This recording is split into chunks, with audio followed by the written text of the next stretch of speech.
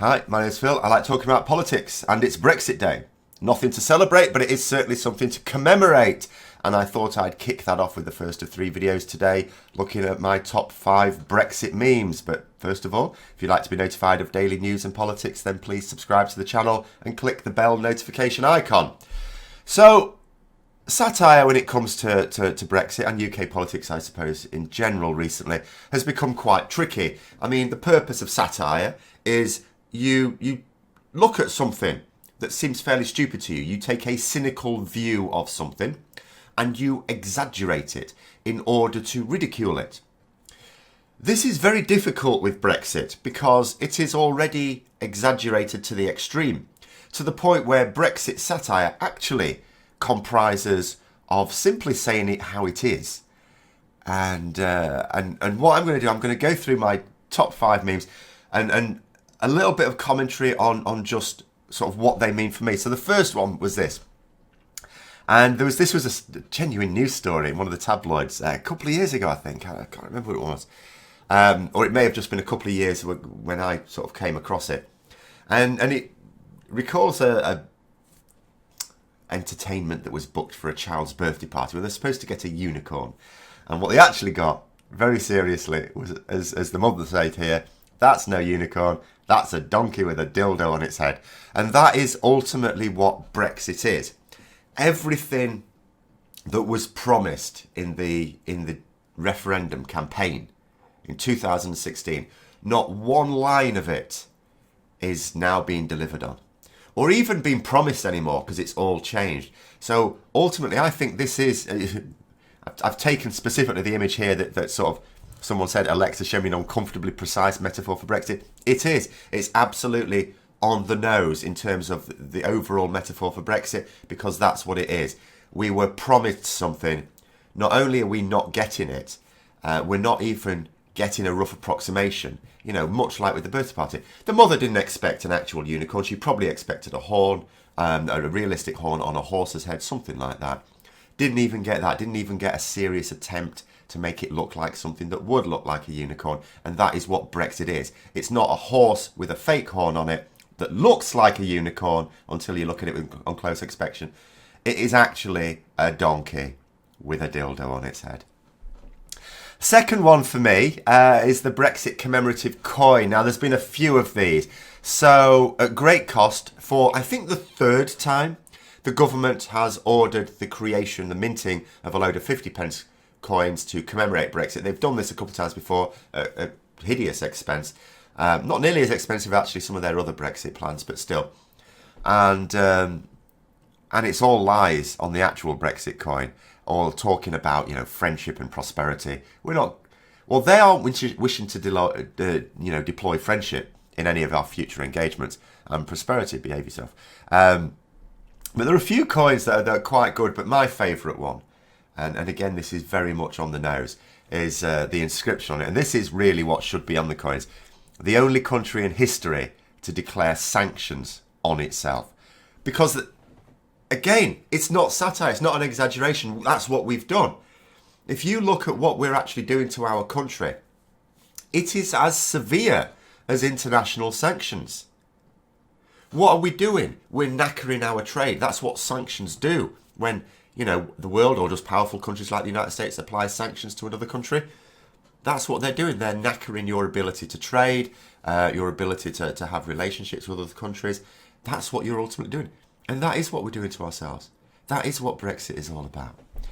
The third one, and this is again happened, the meme here said, protest EU by setting EU flag on fire. And I have to say on that, we're better than that. We shouldn't be doing that. You do see it around the world when a particular group of people in a country where people are given to being a bit expressive don't like a country, they burn that country's flag and tear it up and all the rest of it, burn effigies.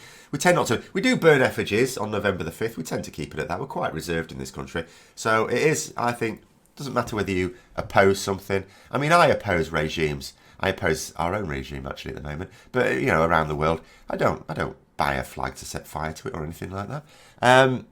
But anyway, yeah, protest EU by setting EU flag on fire. Flag won't burn due to EU manufacturing regulations. And again, this is true. People have tried to do this. People have filmed themselves trying to set fire to the EU flag. and failing badly. I'm not saying they're, impossible to burn, but, just trying it with a piss a little lighter. Yeah, those EU manufacturing regulations, which had nothing to do with, by the way, the cladding that set fire to Grenfell and other, a town more recently as well, of course. That is entirely down to British corner cutting there as well. If the EU regulations had followed there, then those wouldn't have happened either. And that is a bit of a glimpse into the future as well, as these regulations disappear. And the people need to be mindful of that. Next one. Now, Brexiteers go a lot about, they seem to go back to the Second World War and, we did it on our own and that's the time when we could do things on our own. It's absolute nonsense, of course. And this isn't even rose-tinted goggles. The fact that we were stood on our own. The reason people think that is because, during the Battle of Britain, America wasn't in the war at the time. Our most powerful ally. They weren't in the war at the time. But we had allies from everywhere else. From all over Europe, from all over the Commonwealth, Canada, Australia, New Zealand, all of these people. And it's a massive level of disrespect for the servicemen and women who fought and many of them died in the Battle of Britain and preceding it and, after as well. From these other countries, and you've got these arseholes in Britain behaving as if we were on our own. We weren't on our own. We'd have been buggered if we were on our own. And that, as I say, it's not even rose-tinted goggles. Rose-tinted goggles is when you're sort of aware of the facts, but you downplay some of the more unpleasant ones. Fading of memory and all the rest of it doesn't seem to bite as much. That's not what this is. This is just pure ignorance. These people just don't know anything. But yeah, so this one is very much on the nose for me in terms of this ridiculous belief, because it is this belief that we were fine on our own before, we'll be fine on our own again. We were never fine on our own. At no point in history were we ever fine on our own. It is, in fact, Britain didn't really emerge as a power until it started to form alliances. Okay, some of those alliances weren't always amicable, but, it's only through union that we ever got stronger in the first place. And absolute nonsense to say that at any point in our history have we ever... When we were on our own, that's when the whole world was invading us. People moan about the British Empire invading everywhere, in more recent history. Go back further and every bugger invaded us. Just karma, quite frankly. And the final one, and this for me is actually the more depressing one, but it is also true, and I've sort of said this. So I'll just read the meme in case you can't see it on there. You may not be able to. So the EU to the UK, I hope you don't leave the Union. We're stronger together. Next caption. No, we don't need people from another country telling us what to do. We want out. And the UK to Wales, Scotland, Cornwall, I hope you don't leave the Union. We are stronger together. Yes. And then this is it. And this is the hypocrisy of it from both sides, from my point of view. You either believe that you are stronger in a union or you do not. If you do not, then you are not in favour of just leaving the EU. You are also at least not opposed to the UK breaking up. How can you be? Because the same arguments apply. Similarly, if you say you are in favour of remaining in the EU, I do not understand on what basis you think that breaking up the UK helps. A union either makes you stronger or it does not. And it is that simple. And for me, of course, a union makes you stronger. Every team is always greater than the sum of its parts. And it's really that simple. And, I've seen it in sport. If you've played team sports, a team of mediocre players who work together is always stronger than a team of individuals doing their own thing. And that is why this one is very much on the nose for me as well. So I hope you enjoyed my top 5 Brexit memes. There are many out there. You may have some that you prefer yourselves, but they're the poignant ones for me. The ones that send, not just raise a little wry smile, but also they do project a real message about what Brexit is and what it's going to be.